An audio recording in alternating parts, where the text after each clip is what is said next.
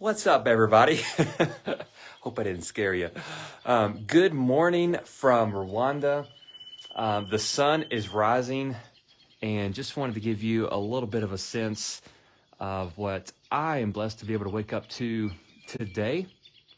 It is Wednesday morning, and bringing you kind of the Rwanda recap, not at the end of the day like I have been doing, but really at the start of the next day. It was pretty late last night, and I think it's about 10, a little after 10, maybe back home. So anyway, woke up early this morning and just kind of enjoying the views here because we didn't really get to see what this was like last night. So we are on the very eastern border of Rwanda. In fact, just over, I don't know if you can tell, but this is like a lake on the eastern side of Rwanda, and just on the other side of that lake is part of Tanzania, which the locals call Tanzania. So that's really get used to that. But anyway, it's a gorgeous morning here. Wanted to give you just a brief update on some things that we did on day 3, and kind of like I put in the description, I think we might could summarize it with the words graduation, villages, and elephants.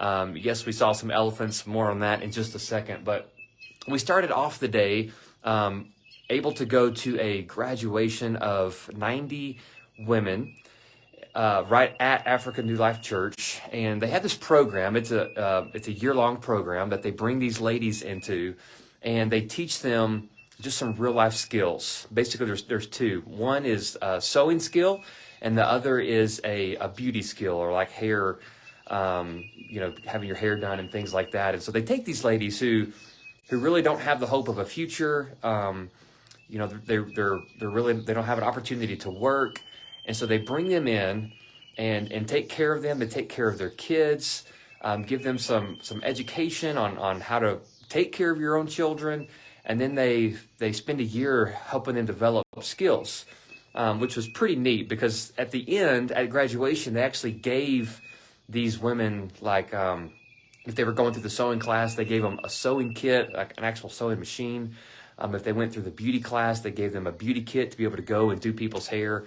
And this is so that they can go out and actually work and earn an income and then provide for their family. And so I love this because one of the things they saw that, hey, we're trying to take care of all these children on the streets in Rwanda, but really need to go one level above that and also do something for moms, because if we could change a mom, then we could also change the life of a child. And so they were doing a great work, and we were able to just see the joy that these ladies were going through during that graduation.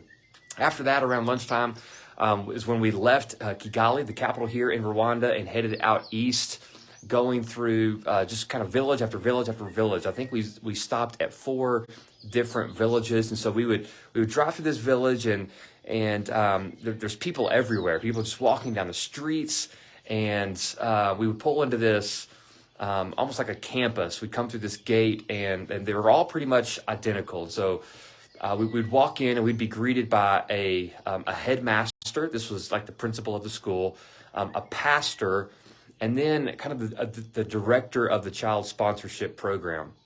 And this was the same at all 4 villages.